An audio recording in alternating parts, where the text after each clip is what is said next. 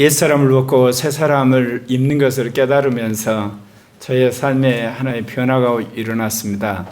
그건 다름 아니라 책을 읽는다든지 성경을 읽는다든지 그리고 어떤 문제를 대할 때 내가 어떤 생각 가운데 책을 읽는가 그리고 내가 어떤 전제 위에 성경을 읽는가 되돌아보게 됐다는 겁니다. 예전에는 거의 아무 생각 없이 책을 읽거나 성경을 읽거나 또는 어떤 뉴스를 보게 됐는데 지금은 내가 옛 생각이 아니라 새 생각으로 책을 읽어야 되겠다. 그런 깨달음을 갖게 되는 것입니다. 누구나 책을 읽을 때 어떤 방식으로든지 책에 대한 선입견이 있습니다. 그런데 책을 읽는데 지혜로운 자는 자신이 좋아하는 방법이 아니라 책이 요구하는 독서법에 따라서 여러분 책을 대합니다. 여러분 전부 다 이게 초등학교, 중학교, 고등학교, 대학교들 나오셨는데 여러분 생각해 보십시오. 국어책 읽는데 연필 들고 계산하는 사람 없습니다. 거꾸로 수학책 드는데 그냥 여러분 쭉 훑어가면서 눈으로 읽는 사람 없습니다. 역사책 있는데 무슨 실험하듯이 그 역사적 사건 실험하는 사람 없습니다. 여러분 과학책 읽는데 소설처럼 후딱후딱 읽지 않습니다. 그럼 뭐를 말합니까? 국어책을 읽는데 국어책을 읽는 방법이 있습니다. 수학책을 읽는데 수학을 푸는 방법이 있습니다. 역사책을 읽으면 역사를 이해하는 방법이 있습니다. 과학책을 읽으면 과학책 방법에 따라서 읽어야 됩니다. 윤리책을 읽으면 윤리책이 요구하는 바에 따라서 여러분이 읽으셔야만 되는 겁니다. 근데 제가 오늘 여기서 무슨 교과서 강의하겠습니까? 뭐 이야기하려고 하겠습니까? 우리 신앙인으로서 평생 읽어야 될 성경 이야기 하려고 합니다. 우리가 성경을 읽을 때 성경에 대한 선입견을 가지고 읽습니다. 실은. 그런데 우리가 가지고 있는 이 66권의 성경을 보게 되면 모세 5경이 있습니다. 그 모세 5경이 요구하는 바에 따라서 여러분 모세 5경을 읽어야 돼요. 그리고 역사서가 있는데 역사서가 뭐를 이야기하는가 요구하는 바 가지고 여러분 읽으셔야지 무슨 왕조실록 읽듯이 읽으시면 안 됩니다. 그리고 선지서를 읽을 때는 선지서가 어떤 책인지를 여러분이 알고 읽으셔야 되고 또 성문서도 마찬가지입니다. 또 복음서를 읽을 때 복음서가 요구하는 그 선 이해를 가지고 읽으셔야만 제대로 읽는 거예요. 바울서신도 그리고 공동서신 마지막 계시록까지 그렇습니다. 한마디로 말해서 신령한 자는 성경을 읽을 때 옛 생각을 버리고 새로운 영성을 가지고 성경을 읽는다 그 이야기입니다. 특별히 오늘 여러분에게 요한일서 말씀을 강의하려고 하는데 제가 비교적 신약성경이나 구약성경을 많이 읽고 연구를 하는데 제가 읽을 때마다 표현하자면 사람이 길을 가다가 돌부리에 넘어지는 것처럼 제가 읽는데 늘 이해가 안 돼서 넘어지게 하는 그런 책이 요한일서입니다. 왜냐하면 요한일서를 보면 도저히 내가 그 말씀대로 살 수 없는 그런 내용이 간단하지만 군데군데 있는 거예요. 바울서신 읽는다든지 아니면 다른 이게 서신서를 읽으면 그래도 이해가 되고 그래서 조금은 실천도 되고 그런데 요한일서는 이게 굉장히 간단한데 그 말씀이 굉장히 어려워요. 그런데 제가 옛사람을 보고 새사람을 읽고 나서야 이제 요한일서가 눈에 띄게 된 거예요. 특별히 오늘 여러분에게 함께 나누고자 하려고 했던 말씀이 그 말씀입니다. 그 뒤에 나오는 말씀인데 제가 한번 먼저 그거 읽어드릴게요. 무슨 말씀이냐면 그 요한일서 3장 9절에 하나님께로부터 난 자마다 죄를 짓지 아니하나니 이는 하나님의 씨가 그의 속에 거하며 그도 범죄하지 못하는 것은 하나님께로부터 났습니다. 이 말씀 읽을 때마다 제가 굉장히 부담이 되는 거예요. 내가 분명히 하나님부터 났는데 하나님부터 난 사람은 죄를 짓지 아니한대요. 왜냐하면 하나님 씨가 그의 속에 거하기 때문에 그도 범죄하지 못하는 것은 하나님부터 났습니다. 제가 물어볼게요. 하나님으로부터 여러분 나셨죠? 그러면 여러분 범죄하지 못하나요? 밥 먹듯이 죄는 안 지어도 여러분 죄 짓잖아요. 도대체 이 말이 무슨 말이냐 이게. 우리가 거듭나는 것 외에 또 다른 뭐 아주 신기한 새로운 거듭남이 있는 거냐? 그건 아닐 테고, 우리가 거듭났는데 하나님부터 났는데 하나님부터 난 자는 죄를 짓지 못하고 그렇다는 거예요. 이게 하나님의 씨가 우리 안에 있기 때문에 범죄하지 못한다. 도대체 이게 뭔 이야기를 하려고 이렇게 한 건가? 아무리 봐도 이해가 안 가는 거예요. 이게 왜? 거듭나고 나서 내가 너무 많이 넘어졌거든요. 거듭나고 나서 내가 죄를 많이 졌어요. 그럼 뭐야 이거? 그럼 내가 거듭나지 않았다는 이야기냐? 아무리 뒤져봐도 나는 거듭났는데, 거듭났으면 여기에 죄를 안 짓는다고 그러는데 난 또 죄를 짓고, 도대체 이 미스터리를 어떻게 풀 것인가? 참 오랜 세월이 흘렀는데 이 오죽음의 마지막을 알면서 이걸 확실히 알게 됐어요. 그러니까 오죽은, 그럼 우리가 뭐 합니까? 제일 먼저 율법 이야기 하잖아요. 율법에 대해서 죽고 원죄에 죽고, 그 다음에 육신에 못 박히고 세상에 못 박히고 마지막 옛사람이 못 박히고. 여러분, 우리가 무엇 때문에 죄를 짓습니까? 옛사람이 죄를 짓는 겁니다. 새사람은 죄를 짓는 게 아니에요. 여러분이 육신적으로 가는 건 무엇입니까? 옛사람이 육신적으로 가는 거예요. 새사람은 절대로 육신적으로 가는 게 아닙니다. 옛사람이 세상을 사랑합니다. 새사람은 세상을 사랑하지 않습니다. 옛사람이 자기 의를 자랑합니다. 새사람은 하나님의 의만을 자랑하게 되어 있습니다. 옛사람과 새사람에 대해서 이해가 깊어지면서 이 난해 구절이 해결이 된 겁니다. 그러니까 내가 새사람으로 살지 아니하면 얼마든지 옛사람으로 가게 되면 이 성경 말씀을 내가 정면으로 어기는 사람이 되겠다. 그래서 오늘 여러분들에게 주신 말씀이 옛사람을 벗고 새사람으로 사는 삶에 대해서 말씀드리려고 합니다. 오늘은 특별히 요한일서 3장 4절부터 16절 강의하는 말씀으로 여러분 증거하려고 합니다. 요한일서 3장 4절입니다. 죄를 짓는 자마다 불법을 행하나니 죄는 불법이라. 여러분, 죄란 건 뭘까요? 율법이 명하는 바 계명들을 어기는 걸 죄라고 이야기해요. 죄는 항상 거기에 기준이 되는 법률이 있습니다. 계명이 있습니다. 기준이 있습니다. 그것을 명확하게 내가 어기는 걸 말해요. 그러면 여러분 생각에, 그러면 불법이나 죄나 이게 비슷하지 않냐? 한자를 여러분이 이해하니까 그런데, 불법은 엄밀히 말하면 무법자예요. 법 자체를 무시하는 걸 말합니다. 하나님이 세운 창조 질서 자체를 거부하는 겁니다. 그게 불법이란 뜻이에요. 그러면 우리의 삶 속에 어느 것이 더 광범위하겠습니까? 불법이 가장 광범위한 영역에 있습니다. 그 중에 특별히 하나님께서 이것은 너희들이 꼭 지켜야 돼, 이것을 너희들이 안 지키면 처벌을 받아. 그게 죄들입니다. 그런데 죄들 가운데도 여러분이 미처 깨닫지 못한 것들을 과실이라 그래요. 그런데 한번 과실을 여러분 범하고 나서 여러분 그때서야 이거 지켜야 되는구나 확실하게 인식하게 되죠. 이게 말하자면 불법은 널려져 있어요. 우리가 타락한 존재이기 때문에. 그런데 그들 가운데 과실을 우리가 범해요. 근데 과실을 짓고 나서야 깨달아요. 내가 잘못했구나. 그때부터는 죄들이라 그러는 거예요. 왜? 계명을 알았으니까, 법규를 알았으니까, 그리고 규칙을 알았으니까 이제는 그것을 어기면 죄들이 돼요. 근데 여러분, 예수 그리스도를 믿음으로 모든 죄가 사함받았잖아요.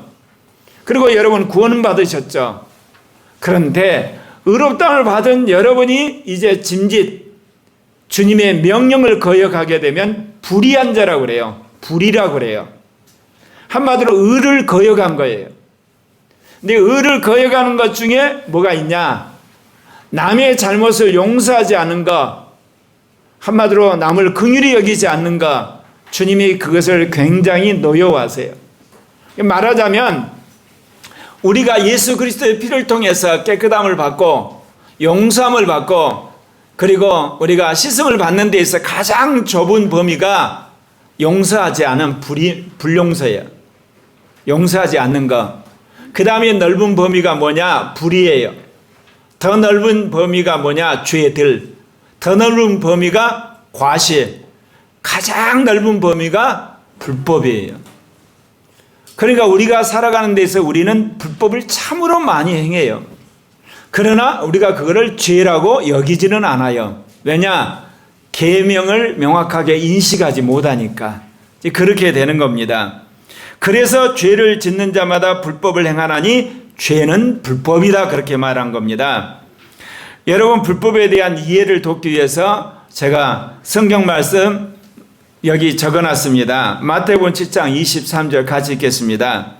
그때 내가 그들에게 밝히 말하되 내가 너희를 도무지 알지 못하니 불법을 행하는 자들아 내게서 떠나가라 하리라. 자, 여러분, 이 말씀의 맥락이 어떤지 아시죠?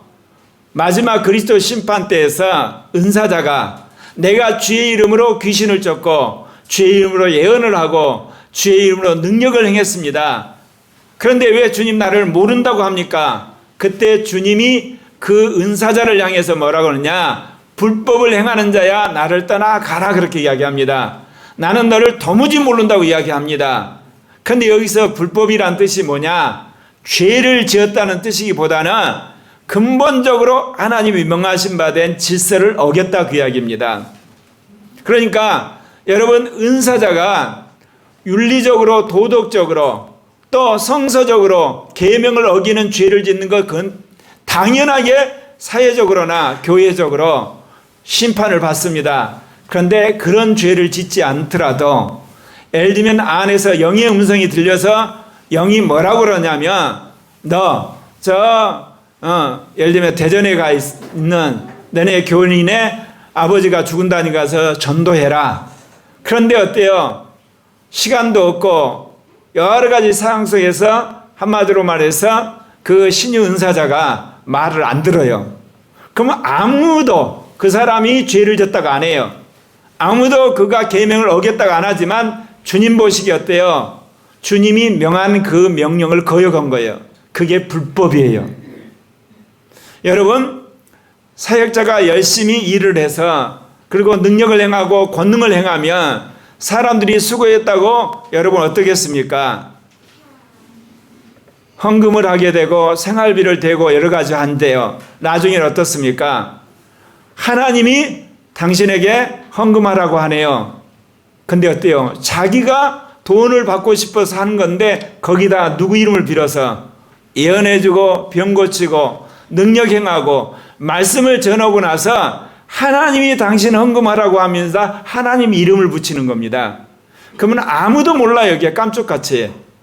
그러면 그 예언을 받은 사람들이, 그런 은혜를 받은 사람이 어때요? 헌금을 하죠. 헌금한 사람은 믿음으로 했기 때문에 복을 받을지 몰라도 하나님의 힘을 빙자한 사람은 불법을 행하는 거예요. 성경 어디에 예를 들면 주의 종이 흔히들 말하면 수간, 어떻게 보면 그 사례비를 받지 말란 게 없어요.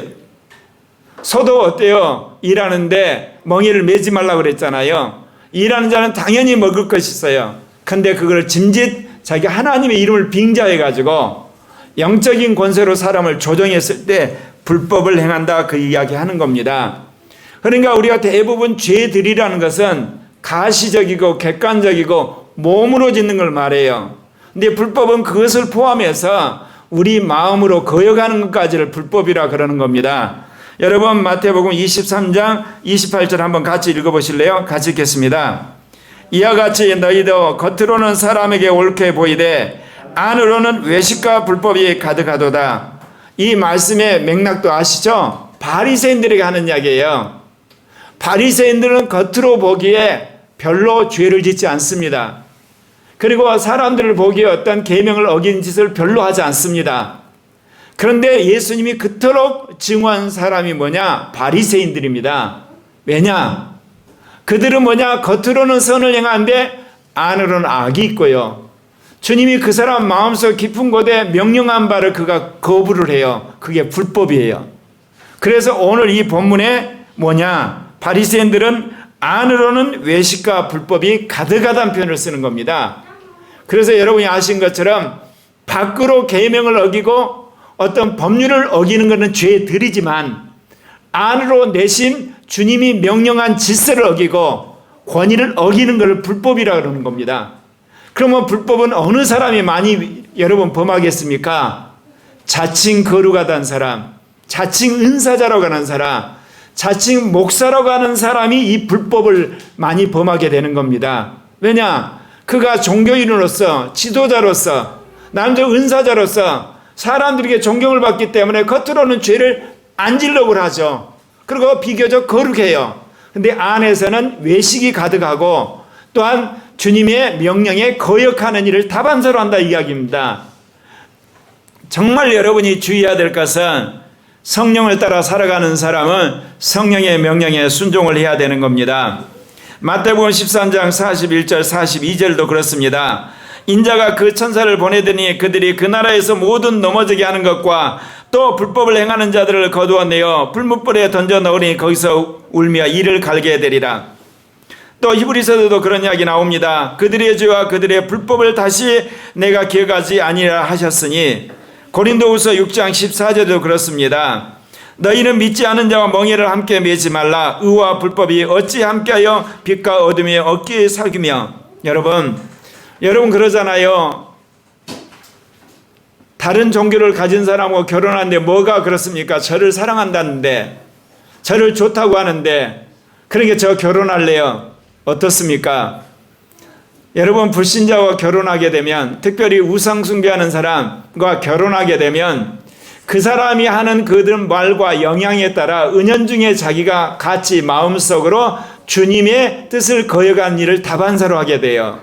그래서 불법이라 그러는 거예요. 겉으로는 교회도 다니고 기도도 하고 헌금도 해요. 종교적으로는 크리스찬이에요. 근데 같이 결혼을 했기 때문에 그 사람이 살아가는 어떤 삶의 방식을 은연중에 배워서 자기가 불법을 행하는 거예요. 여러분 불법은 우리가 보기에 겉으로 드러나기보다는 안으로 하나님을 거역하는 것을 말합니다. 여러분 그렇기 때문에 우리가 겉으로 순종하는 것도 중요하지만 여러분 안에서부터 여러분의 생각을 꺾고 주님 앞에 복종하는 여러분 되시기를 바랍니다. 그렇기 때문에 오늘 사도 요한이 죄를 짓는 자는 불법을 행하나니 죄는 불법이다 그렇게 이야기를 했습니다. 이제 요한일서 3장 5절 함께 같이 읽겠습니다. 그가 우리의 죄를 없애려고 나타나신 것을 너희가 아나니 그에게는 죄가 없느니라. 예수 그리스도가 이 땅에 오신 것은 우리가 지은 죄를 용서할 뿐만 아니라 우리 안에 있는 원죄를 못 받게 하기 위해서 오셨습니다.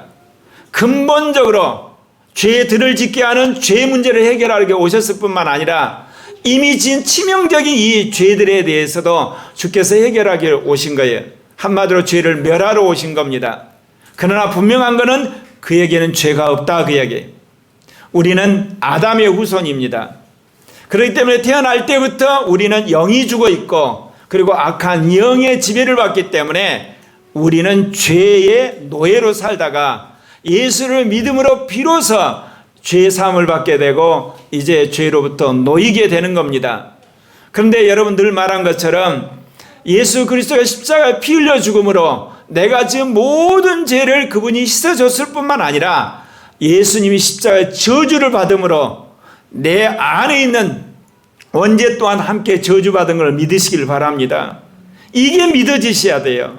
여러분이 아무리 원죄를 누르려고 그래서 원죄가 여러분 눌러지는 거 아니에요.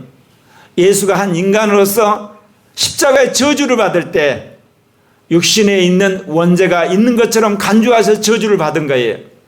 비록 원죄는 없었지만 주님 보시기에 하나님 앞에서 저주를 받았기 때문에 여러분이 믿게 되면 여러분 안에 있는 원죄가 저주받은 그 믿음 그대로 역사를 하는 거예요.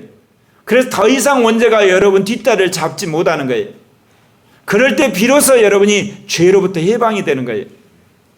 그러니까 여러분이 이것이 안 믿어지면 계속해서 주님 앞에 믿어지게 하게 해달라 그러면 여러분 인생 가운데 엄청난 일이 벌어져요.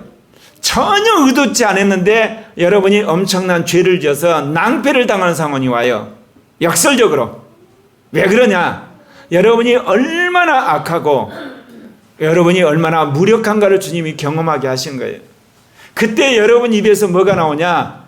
주님, 정말 저는 악한 존재입니다. 나는 아무리 노력해서 이 원죄에서 해결할 수 없는 정말 죄의 노예입니다. 그거를 실토를 할 때 주님이 비로소 십자가에서 저주를 받음으로 내가 원죄에서 벗어났다는 이야기가 그때서 믿어지는 거예요. 역설적인 이야기입니다. 그래서 제가 수십 년 신앙생활에서 체험한 귀한 경험 중에 하나가 내가 정말 죄인이라고 인정을 할 때 그리스도와 더불어 나는 십자가의 죽음으로 원죄에서 해방되는 경험을 역설적으로 하게 된 거예요. 그래서 자기가 의롭게 되려고 하는 사람, 선하게 되려고 하는 사람, 그리고 사람들 앞에 때깔나게 하는 사람은 원죄에서 해방되지 않아요. 원죄가 뒤에 따라다녀요. 따라다니가 어느 순간 방심할 때 그 사람을 끄집어 당겨서 죄를 짓게 하든지 불법을 범하게 해요. 그렇기 때문에 여러분 인생 가운데 여러분이 좌절을 하고 낭망을 하고 그리고 여러분이 수없이 죄에 넘어질 때 도리어 주님 앞에 역설적으로 감사를 하셔야 돼요. 아, 나란 인간이 이것뿐이 안 되는구나. 나란 인간은 원래부터 이렇게 한마디로 험한 인생이구나. 그러면서 여러분이 인정을 항복을 하시면 돼요. 근데 우리는 그러면 그럴수록 어떠냐? 죄를 감춰요.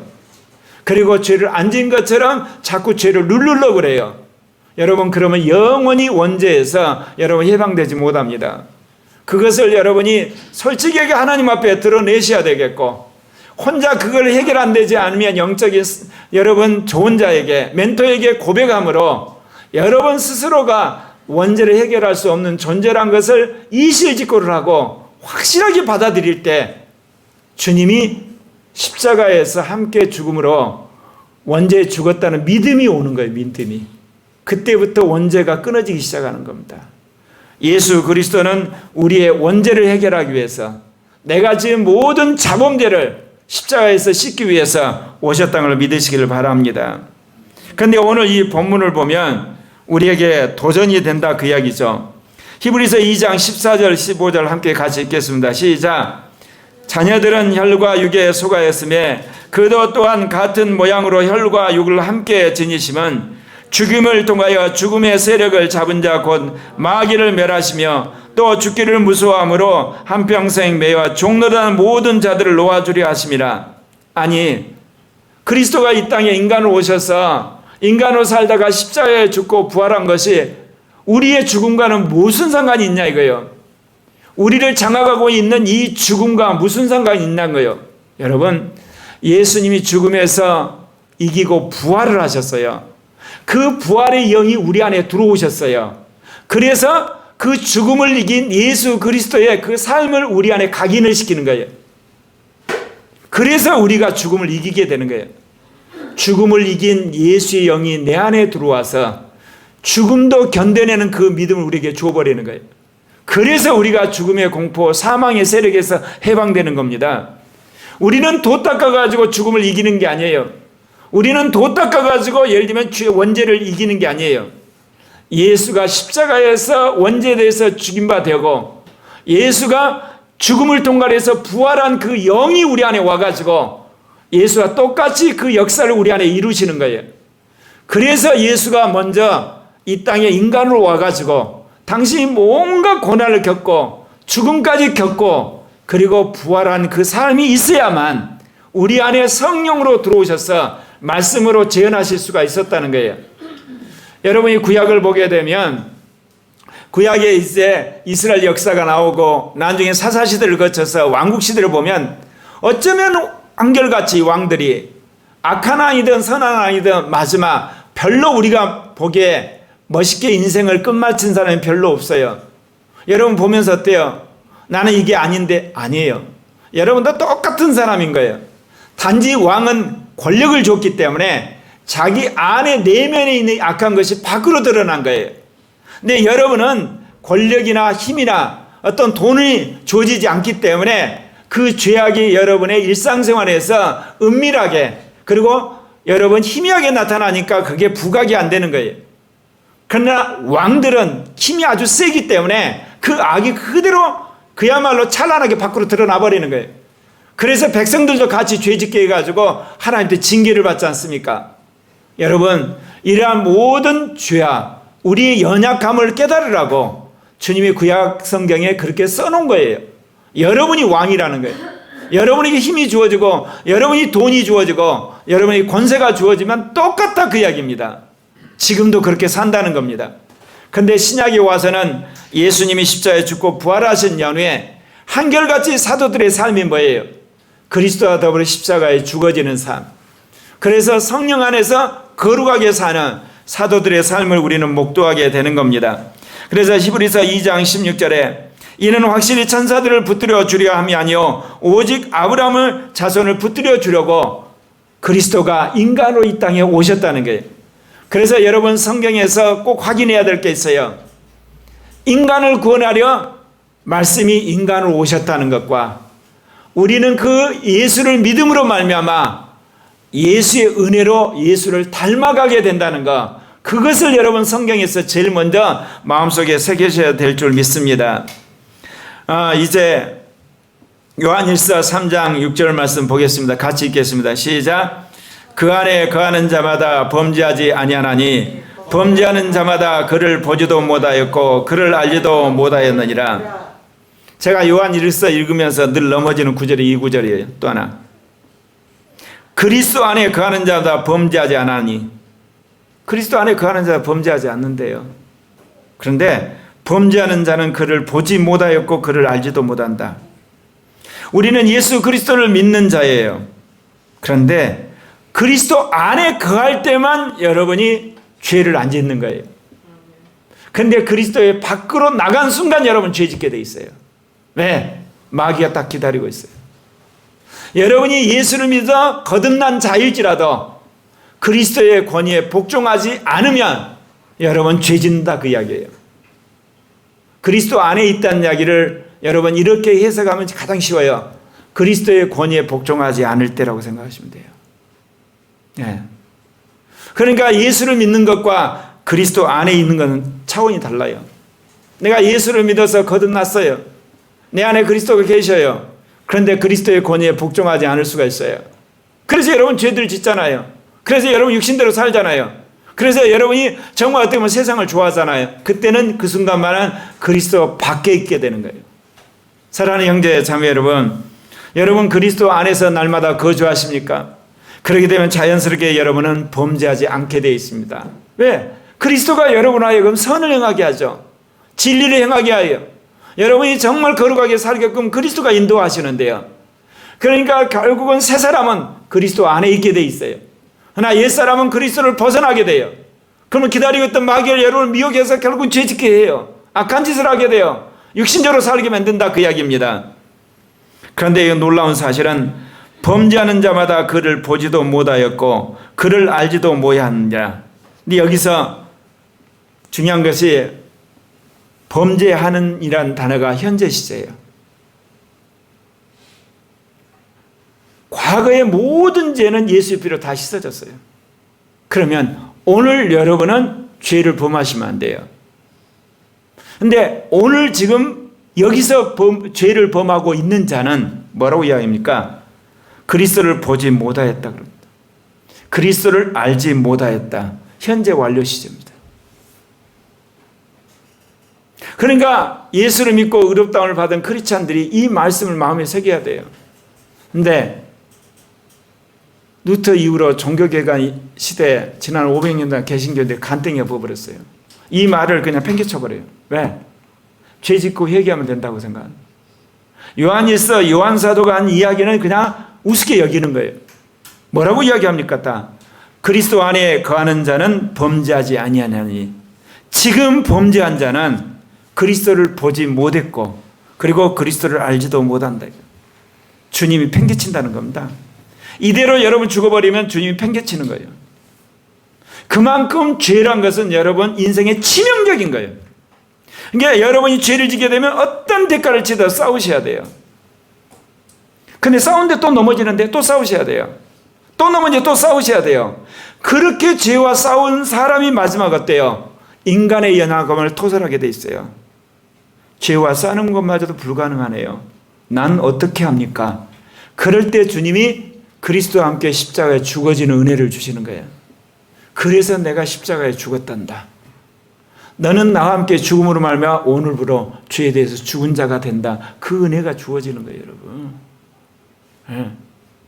근데 우리는 어때요? 끊임없이 사람들 앞에 자기의 착함과 의로움과 똑똑함과 잘난 말을 자랑하려고 그래요.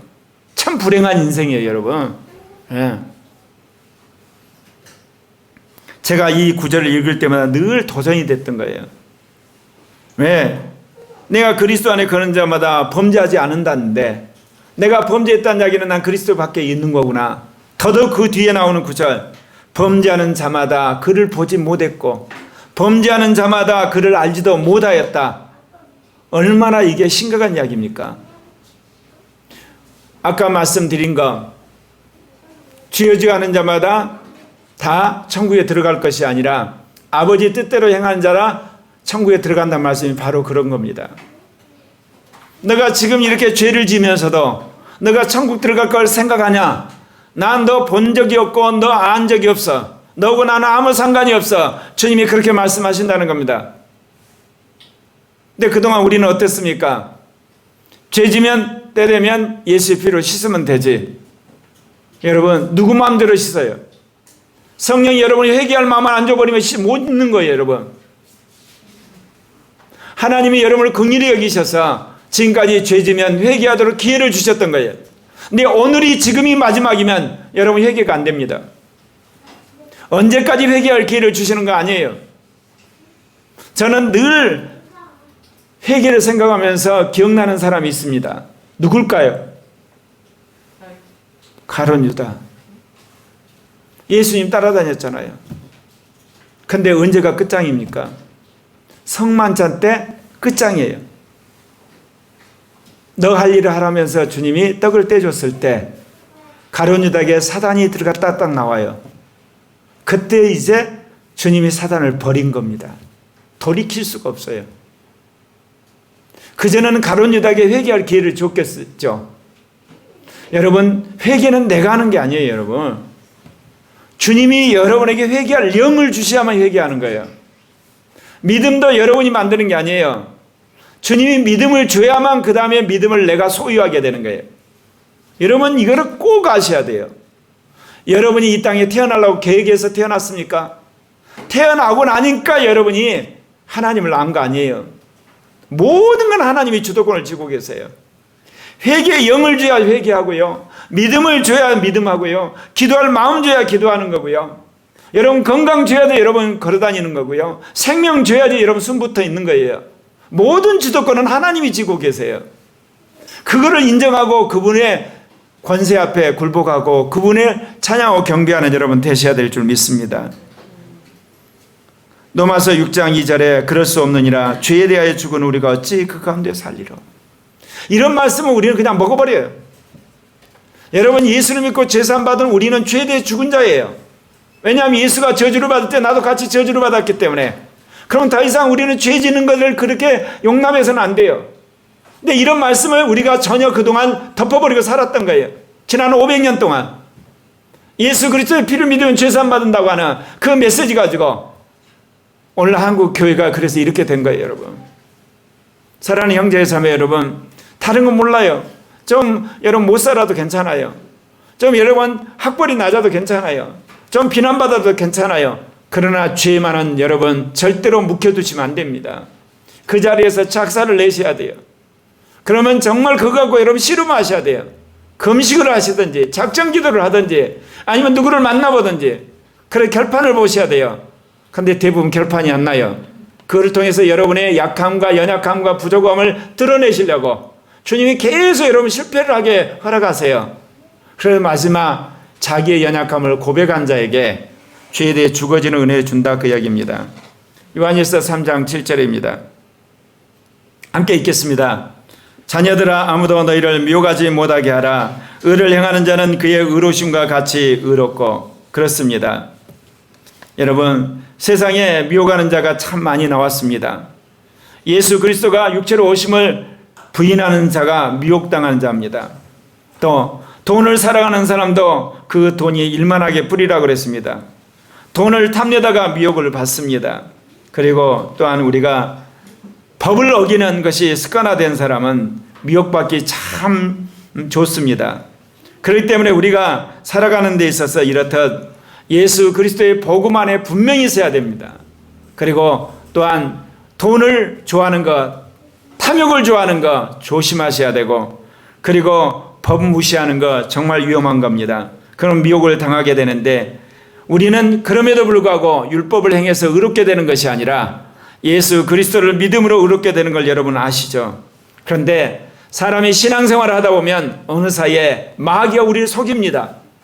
그리고 우리 스스로 우리를 속입니다. 왜요? 예전에 비해서 의롭거든요. 예를 보면 착해졌거든요. 예전에 비해서 진실해졌어요. 그러니까 슬금없이 어때요? 마귀가 우리를 속여서 자기 의를 자랑하게 합니다. 내가 이날까지 술 한 번 안 먹었는데, 지금까지 내가 거짓말 한 번 안 했는데, 내가 지금까지 불륜 한 번 안 들었는데, 지금까지 내가 11조 한 번 떼먹지 않았는데, 누가 그렇게 해줬습니까? 하나님이 그렇게 하셨다니까요, 여러분. 그래서 여러분이 그런 마음과 갈 수가 있었던 거예요. 근데 여러분이 교만한 마음은 어느 순간에 주님이 걷어가 버리세요. 그러면 그것이 불가능해져요. 그러니까 여러분이 지금까지 다른 사람이 지은 죄 짓지 않고 사는 것을 너무너무 감사하게 여기셔야 돼요. 그게 자기의가 되시면 안 돼요. 나중에 정말 큰 어려움을 당하게 되는 겁니다. 왜 이스라엘이 망했습니까? 자기의 의를 드러내려고 하나님의 의를 거부한 겁니다. 여러분 평생에 자기 의는 십자가에 못 박고 하나님의 의만을 구하는 여러분 되시기를 바랍니다.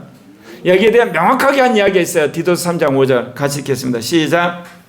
우리를 구원하시되 우리의 행한 바 의의 행위들로 말미암지 않고 오직 그의 긍휼하심을 쫓아 중생의 씻음과 성령의 새롭게 하심으로 하셨나니, 이런 말씀을 여러분이 굳게 붙들고 있으면 미혹을 당하지 않아요. 근데 왜 사람이 미혹을 당한 줄 아세요? 자기를 드러내니까, 자기의 편안함을 추구하니까, 그리고 자기 자신이 사람들 앞에 자랑하고 싶으니까 자기가 하다가 이게 망하는 거예요. 왜 여러분이 돈을 추구합니까? 자기가 편하려고 한 거 아닙니까? 그리고 왜 이단이 나옵니까? 자기가 위대한 어떤 나름대로 목회자라고 흉내내다가 이단이 되는 겁니다. 그리고 자기는 뭐냐? 다른 사람과 달리 별다른 사람인 것처럼 질서를 어기는 그런 짓을 하면서 자기를 과시하려고 할 때 미혹당하는 거예요. 자기 의만 십자가에 못 박으면, 하나님의 의만 여러분 믿고 가면 마귀가 어떻게 미혹을 하더라도 그 미혹에 빠지지 않습니다. 아무쪼록 하나님의 의를 믿고 사는 여러분 되시기를 바랍니다. 그런데 문제는 하나님의 의를 믿는 것에서 끝나는 게 아니라는 거예요. 이제는 오늘 이 말씀에 보면 어떻게 나옵니까? 주님께서 의를 행하는 자는 그의 의로심과 같이 의롭고 이렇게 나와요. 그의 의로심처럼 이제는 여러분이 의를 행하는 자가 되셔야 돼요. 믿음으로 성령을 따라서. 그래서 주님은 하나님의 의만을 믿는 자에서 끝나지 않아요. 그런 어린아이. 이제는 어린아이 때 여러분 딱지를 뗐으면 의를 행하는 자가 돼야 해요. 누구를 따라서? 그리스도를 따라서 의를 행하는 자가 돼야 된다, 그 이야기입니다. 그렇기 때문에 주님께서는 우리에게 의를 행하는 자가 되기를 원하시는 거예요. 그래서 로마서 6장 18절에 이런 말이 있습니다. 죄에게서 해방되어 의에게 종이 되었느니라. 그래서 우리는 의의 종이 되어야 돼요. 계명을 지켜야 되는 거고, 주님이 주신 명령에 복종하는 거고, 의의 종이 되어 사셔야만 되는 겁니다. 로마서 6장 19절 같이 읽겠습니다. 시작. 너희 육신이 연약함으로 내가 사람의 예대로 말하노니, 전에 너희가 너희 지체를 부정과 불법에 들여 불법에 이른 것 같이 이제는 너희 지체를 의에게 종으로 들여 거룩함에 이르라. 수많은 사람들이 그래요. 율법을 행함으로 의롭다함을 받은 거 아니잖아요. 우리가 어떻게 율법을 행합니까? 앞에 부분은 맞지만 뒤에 부분은 틀렸어요. 우리가 율법을 행함으로 의롭다함을 얻은 거 아니에요. 예수를 믿음으로 의롭다함을 받았어요. 그리고 여러분은 율법에 대해 죽으셨어요. 그리고 여러분 안에 성령이 오셔서 여러분의 영의 법을 새기셨어요. 그러면 영의 법을 따라 순종하다 보면 여러분이 의의 종이 되어서 의를 행하는 자가 된다, 그 이야기입니다. 그런데 개신교에서는 예수를 믿음으로 의롭다는 이야기만 줄기장창 이야기하는 겁니다. 여러분, 하나님의 의를 믿는 사람은 의를 행하는 자가 되어야 될 줄 믿습니다. 그러려면 자기 의가 십자가에 못 박히고 하나님의 의를 따르게 될 때 여러분은 이제 의의 종이 되어서 의를 행하는 자가 될 줄 믿습니다. 주님이 우리에게 원하시는 것은 우리가 이제 의에게 종이 되어서 의를 행하는 자가 되는 겁니다. 여러분 기억나시나요? 노아가 당대의 뭐인이었다? 누구였다? 의인이었다. 그 당시에도 주의 말씀을 따라서 믿음으로 의를 행한 자가 있었던 거예요. 어찌하든지 그리스도의 의로운 것처럼 여러분 의를 행하는 여러분 되시기를 바랍니다. 요한일서 3장 8절입니다. 죄를 짓는 자는 마귀에게 속하나니 마귀는 처음부터 범죄함이라. 하나님의 아들이 나타나신 것은 마귀의 일을 멸하려 하심이라. 여러분 죄를 지었죠. 그 순간 여러분 마귀의 자식이 되는 겁니다. 회개를 하게 되면 여러분 하나님의 자녀가 되는 거예요. 어떻게 그런 일이, 여러분 그런 일이 있잖아요. 대한민국 군인인데 북한에 여러분 정보 팔잖아요. 스파이 하잖아요. 그 사람 뭐예요? 김정일에 충성하는 거잖아요. 분명히 소속은 대한민국 국민인데 여러분 안 그렇습니까? 그렇게 살다 보면 어느 날 여러분 호적색에서 지워지게 되는 겁니다. 요한복음 8장 44절 같이 읽겠습니다. 시작. 죄를 짓는 자는 요한복음 8장 44절 시작. 너희는 너희 아비 마귀에게서 났으니 너희 아비의 욕심대로 너희도 행하고자 하느니라. 그는 처음부터 살인한 자요 진리가 그 속에 없으므로 진리에 서지 못하고 거짓을 말할 때마다 제 것으로 말하나니 이는 그가 거짓말쟁이요 거짓의 아비가 되었습니다. 끊임없이 악한 마귀가 거듭난 우리를 속이는 거예요. 그래서 우리로 하여금 죄를 짓게 해요. 결국 마귀가 끌고 가요. 그 순간은 마귀의 종노릇을 하는 거예요. 여러분 죄는 어찌하든지 여러분 짓지 않도록 싸우고 악한 영과 싸우고 그리고 여러분 안에 옛사람 십자가 못 박는 여러분 되시기를 바랍니다.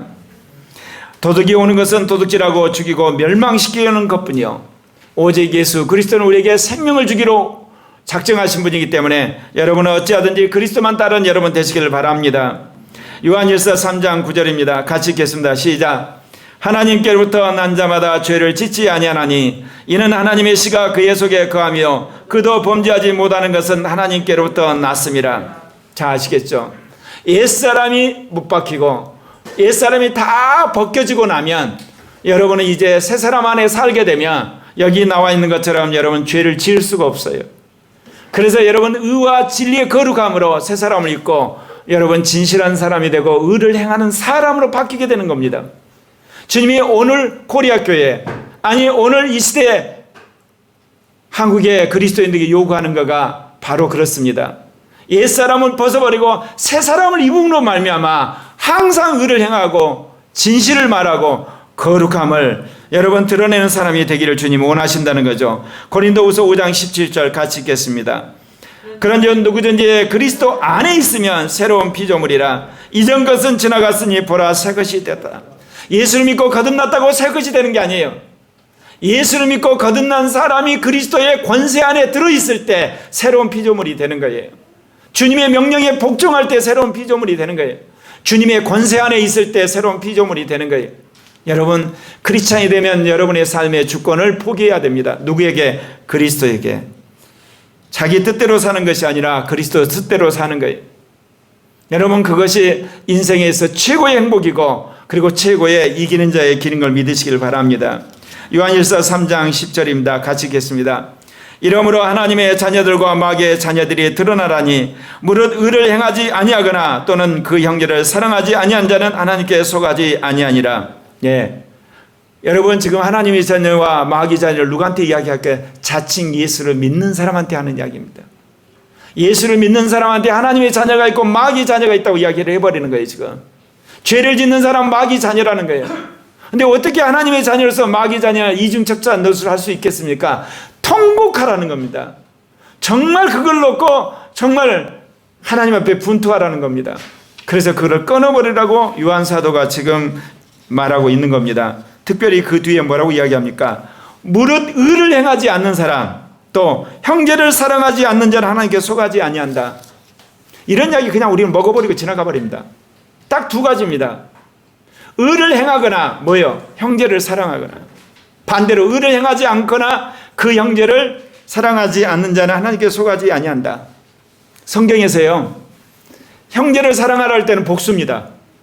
형제들을 사랑하십시오. 그런데 미워한다고 할 때는 그 형제를 미워한다 이렇게 나옵니다. 그건 뭐를 말하겠어요? 여러분 인생 가운데 쭉 돌아보십시오. 교회 안에 미워하는 사람이 있습니까? 그 미워하는 사람이 있으면 여러분은 하나님께 속하지 않는다 그 이야기예요. 왜 그러냐? 그 사람이 거듭났거든요. 하나님의 자녀거든요. 근데 내가 그 사람을 미워한다는 이야기는 내가 하나님의 자녀가 아니다 그 이야기입니다. 그 사람이에요. 여기 단수입니다. 성경이 기가 막힌 단어예요. 보편적으로 모든 사람을 사랑해야 되지만 어느 한 사람을 자꾸 미워하고 증오하고 격언시하는 거, 주님 너는 그리스도의 영이 없다고 그렇게 간주해 버리세요. 그렇기 때문에 여러분 안에 그런 사람이 있으면 빨리 화해하셔야만 됩니다. 긍휼히 여기셔야만 하는 겁니다. 세상에 두 종류의 사람이 존재합니다. 하나님의 자녀들과 마귀의 자녀. 근데 거듭난 자가 마귀의 자녀처럼 행할 때가 있다 그 이야기입니다. 의를 행하지 않거나 그 형제를 미워하는 자는 하나님께 속하지 않는다고 이야기하는 겁니다. 요한일서 3장 11절 말씀입니다. 같이 읽겠습니다. 우리는 서로 사랑할지니 이는 너희가 처음부터 들은 소식이라. 예수님이 제자들에게 준 계명이 세 가지가 있습니다. 하나는 뭐냐? 예루살렘 떠나지 말고 성령 세례를 받으라. 두 번째는 지상명령, 땅끝까지 이르러 내 증인이 되리라. 세 번째가 서로 사랑하랍니다. 근데 이 명령의 순서가 그대로 이루어지는 겁니다. 예수를 믿는 사람은 성령 세례 받아야 됩니다. 그리고 성령 세례 받은 사람이 복음을 전합니다. 복음을 전하는 그 사람과 더불어 서로 사랑하셔야 됩니다. 그게 크리스찬의 세 가지 이 땅에 살아가는 삶입니다. 이게 전부입니다.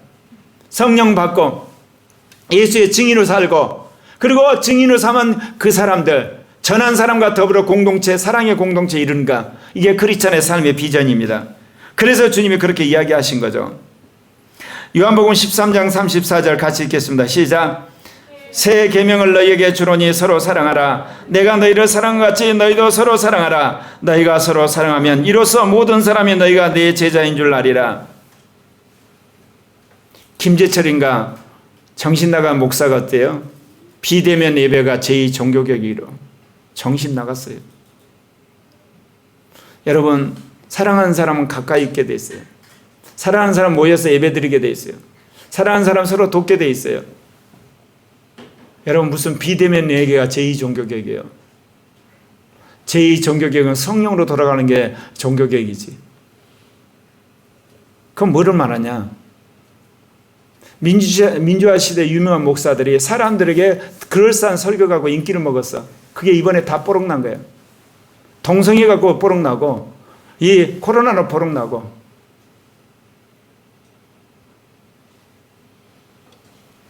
여러분, 지금까지 한국교회가 그런 거예요. 그런 얍삽한 설교 듣고 사람들이 부흥된 거예요.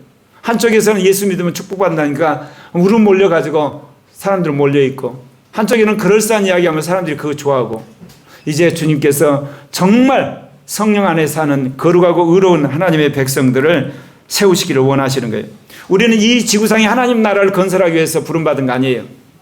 사랑의 공동체를 세우도록 부름받았어요. 여러분, 속지 말아요. 어떤 사람들 그래요. 이 땅의 불의와 이 땅의 거짓과 이 땅의 독재와 모든 것들을 쳐부수고 우리는 하나님 나라를 건설한다. 누가 건설한다고 그랬어? 어디서? 말도 안 되는 소리를 하고 있어요. 성경 어디서 우리로 하여금 하나님 나라를 건설하라고 그랬어요? 성령이 임하면 하나님 나라를 경험한다고 그랬지. 주님이 우리에게 명령한 건 뭐 사랑의 공동체예요. 사랑하는 공동체를 세우라고 그랬지, 하나님 나라는 누가 하면 주님이 재림하셔서 세우세요. 이거 분명히 아셔야 돼요.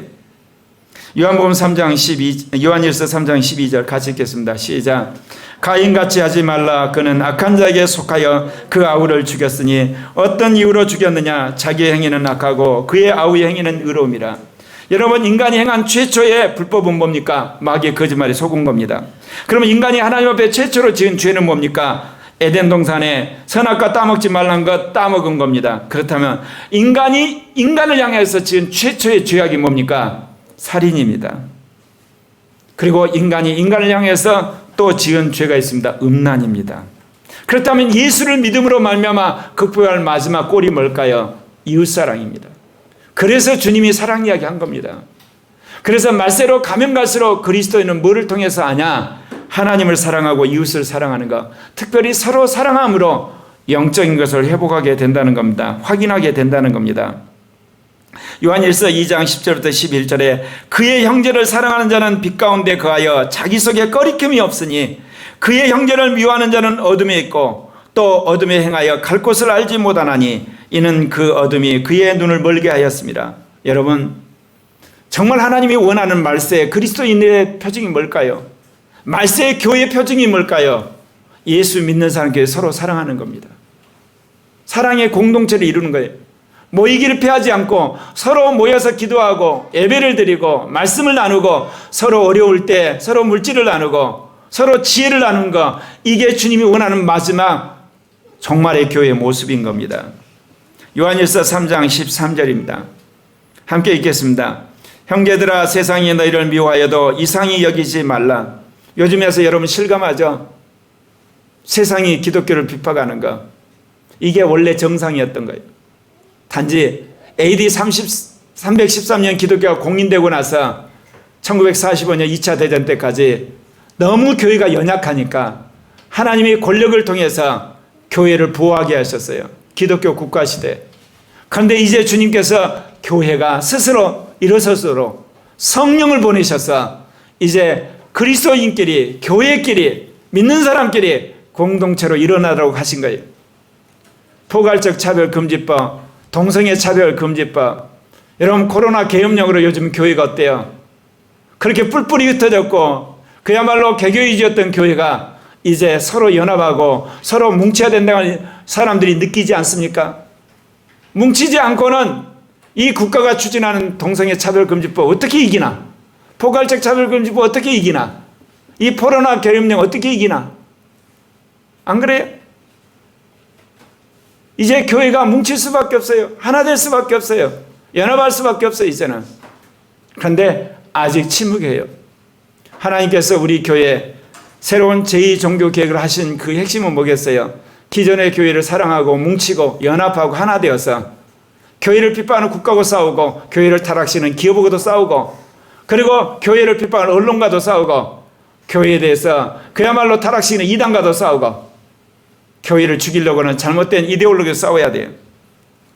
그러면 하나님께서 놀라운 역사를 일으키게 하실 것입니다. 여러분, 우리는 세상에 있는 자들이 아니에요. 성령 안에서 하나님 나라의 백성에 소속된 자들이에요. 그렇기 때문에 성령을 따라 살고 믿음을 따라 살아가는 겁니다. 세상 사람들은 악한 영의 조종을 받습니다. 우리는 하나님 나라의 백성이지만 그들은 마귀의 나라의 백성이에요. 우리는 성령을 받았지만 그들은 악령을 받았어요. 우리는 하나님을 아버지로 부르지만 그들은 세상의 신을 섬깁니다. 그렇기 때문에 그들과 우리 사이에는 비록 같이 새끼밥 먹고 같이 직장생활, 교회생활 할지 모르지만 영적으로, 인격적으로 도저히 하나 될 수가 없는 겁니다. 여러분 꼭 기억하셔야 돼요. 자, 요한복음 18장 36절 말씀 한번 읽겠습니다. 시작.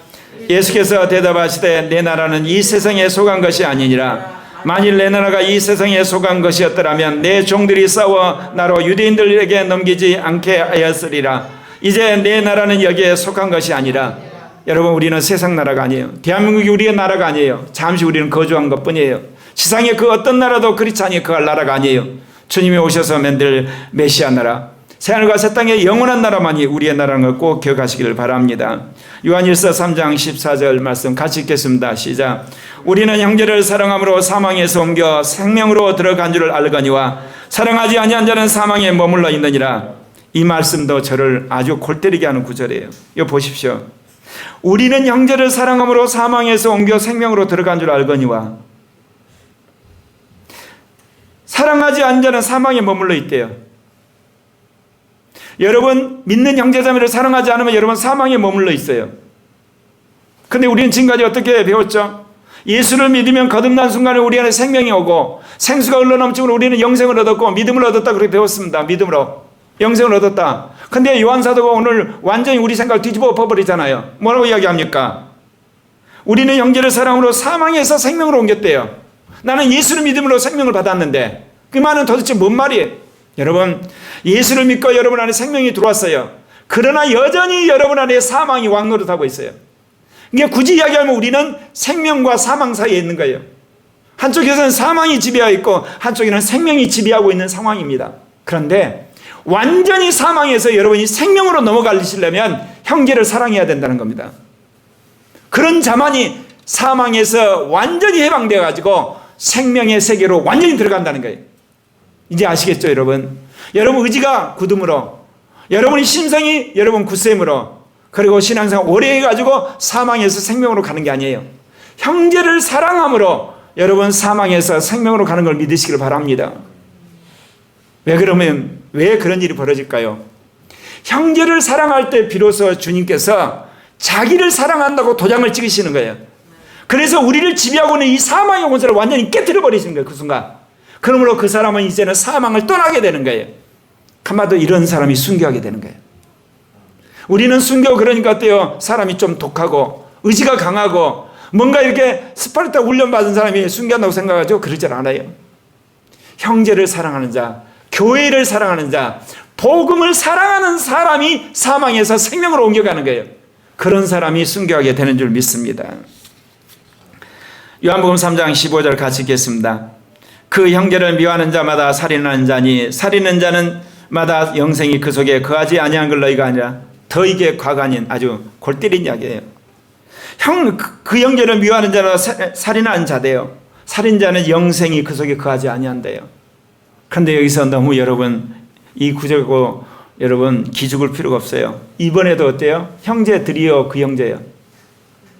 그 형제 단수예요. 단수. 하나님이 여러분을 훈련시킬 때 여러분 주변에 여러분을 지독하게 미워하는 사람을 줘요. 그러면 여러분도 어떻겠어요? 지독하게 미워져. 근데 그 사람은 크리스찬이야. 오늘 그 이야기예요. 그 형제를 여러분이 미워하게 되면 여러분은 생명 걷어간다는 거예요, 주님이. 왜? 그 한 사람도 사랑 못 해가지고 너가 나를 사랑한다는 이야기를 내가 어떻게 믿겠냐, 그 이야기입니다. 늘 이야기 드립니다, 여러분. 일반적으로 사랑하시면 좋아요. 그러나 특별히 어느 누구를 증오하시면 안 돼요. 주님 오늘 이 말씀대로 여러분 심판받으세요. 그 형제를 미워하는 자, 살인한 자라는 거예요. 살인한 자는 영생이 없다고 분명히 경고하고 있습니다. 예수를 믿음으로 우리 안에 영생이 들어왔습니다. 그러나 그 형제를 증오하는 자에게는 여러분 영생이 떠나버립니다. 요한일서 3장 16절 마지막입니다. 그가 우리를 위하여 목숨을 버리셨으니 우리가 이로써 사랑을 알고 우리도 형제들을 위하여 목숨을 버린 것이 마땅하니라. 예. 형제를 사랑하는 자가 영생을 얻게 되고 사망에서 해방이 됩니다. 그런 자만이 목숨을 바쳐서 형제를 사랑할 수 있다, 그 이야기입니다.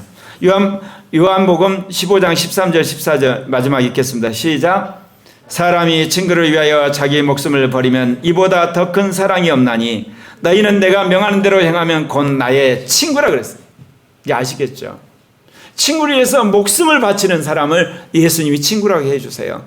그래서 이 사람들이 첫째 부활에서 주님과 왕노릇하게 되는 것입니다. 말씀을 마치기로 합니다. 기도 제목 말씀드리겠습니다. 첫 번째, 성경을 읽을 때 옛 생각을 벗고 새로운 신학으로 있게 하소서. 두 번째, 육신의 정욕이 올 때나 범죄하기 전에 성령께서 미리 가르쳐 주셔서 이기게 하옵소서.